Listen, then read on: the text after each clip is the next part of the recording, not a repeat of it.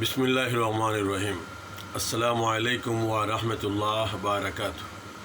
সম্মানিত ভিউয়ার্স, প্রবাসী ভাই বন্ধুরা এবং আমার প্রাণপ্রিয় দেশবাসী, এলাকার সম্মানিত জনসাধারণ, শুভেচ্ছা এবং অভিনন্দন গ্রহণ করুন।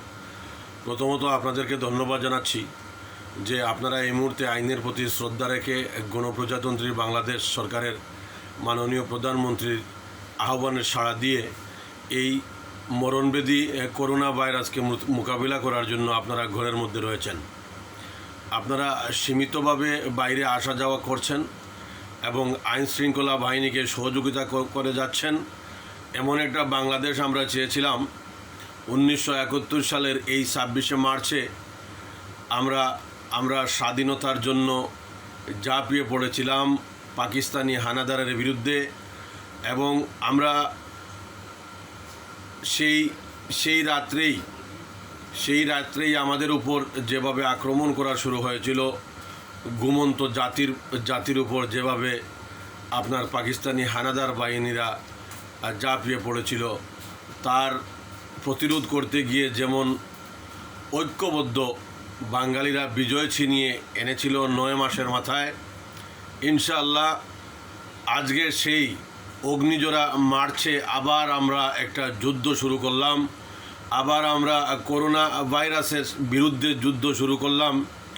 করোনা ভাইরাস ইতিমধ্যে ইউরোপের বিভিন্ন দেশকে ছিন্ন ভিন্ন করে দিয়েছে। আমাদের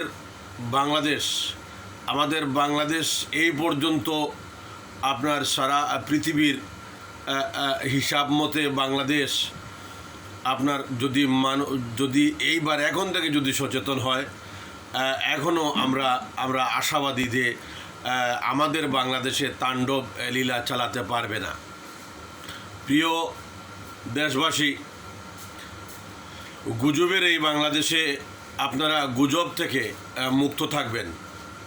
রিসেন্টলি একটা গুজব সৃষ্টি হয়েছে, লাল চা এবং আপনার একটা বাচ্চা জন্ম নিয়েছে, জন্ম নেওয়ার পর আবার মারা গিয়েছে, এরপরে আরও অনেক কিছুই।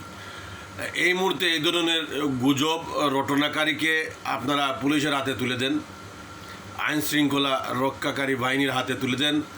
কোনো ধরনের গুজব রটানোর কোনো ধরনের অবকাশ নেই, কারণ এই ভাইরাস সারা পৃথিবীকে নিস্তব্ধ করে দিয়েছে। আমি শুধুমাত্র একটি কথা বলবো, যেহেতু সেনাবাহিনী মাঠে রয়েছে, আমাদের বাংলাদেশের যে আপনার উপজেলা লেভেলে হেলথ কমপ্লেক্সগুলো রয়েছে, এবং এই মুহূর্তে এই রোগের জন্য সবচেয়ে বেশি বড় জিনিস যেটা হচ্ছে, এটা আমাদের সচেতনতা ঠিকই আছে। আমরা ঘরের মধ্যে থাকলাম, এর মধ্যেও যদি মানুষ অসুস্থ হয়ে যায়, হসপিটালে যায়, এই রোগের সবচেয়ে বড় প্রাথমিক ঔষধ হচ্ছে আপনার, যদি এই রোগে কেউ আক্রান্ত হয়, এই রোগে মানে শ্বাসকষ্ট, জ্বর এবং সর্দি, এই তিনটার সমন্বয়ে হচ্ছে করোনার উৎপত্তি। যদি এই ধরনের রোগের দেখা দেয়, তাহলে আমাদের সবচেয়ে বড় জিনিসে যে ঔষধের প্রয়োজন, সেটা হচ্ছে অক্সিজেন। প্রতিটা উপজেলায় অক্সিজেন 1-2টা সিলিন্ডার রয়েছে। মানুষকে পর্যাপ্ত পরিমাণে অক্সিজেন দেওয়ার জন্য মাননীয় প্রধানমন্ত্রীর দৃষ্টি আকর্ষণ করে বলবো, মাননীয় প্রধানমন্ত্রী যে বাজেট করেছেন, যে মেগা বাজেট করেছেন, সেই বাজেট থেকে অন্ততপক্ষে প্রতিটা উপজেলায় এবং আপনার বিভিন্ন ইউনিয়নে রয়েছে কমিউনিটি ক্লিনিক রয়েছে, ইউনিয়ন স্বাস্থ্য কমপ্লেক্স রয়েছে, পরিবার পরিকল্পনা আপনার অফিস রয়েছে, এইসব জায়গায় আপনার অক্সিজেন রাখা দরকার এবং তড়িৎ গতিতে সেবা দেওয়া দরকার। ফায়ার সার্ভিসের যে লোকগুলো রয়েছে, তাদের কাছে অক্সিজেন রাখা দরকার। যখন যেখানে যে রুগী, এই ধরনের শ্বাসকষ্টের রুগী দেখা দিবে, আপনার সরকারিভাবে যেন তার বাড়িতে অক্সিজেন নিয়ে যাওয়া হয়। যদি অক্সিজেনের সিলিন্ডার না থাকে, যদি অক্সিজেন এই মুহূর্তে না থাকে, ইনহেলার যদি না থাকে, তাহলে মানুষকে বাঁচানো যাবে না।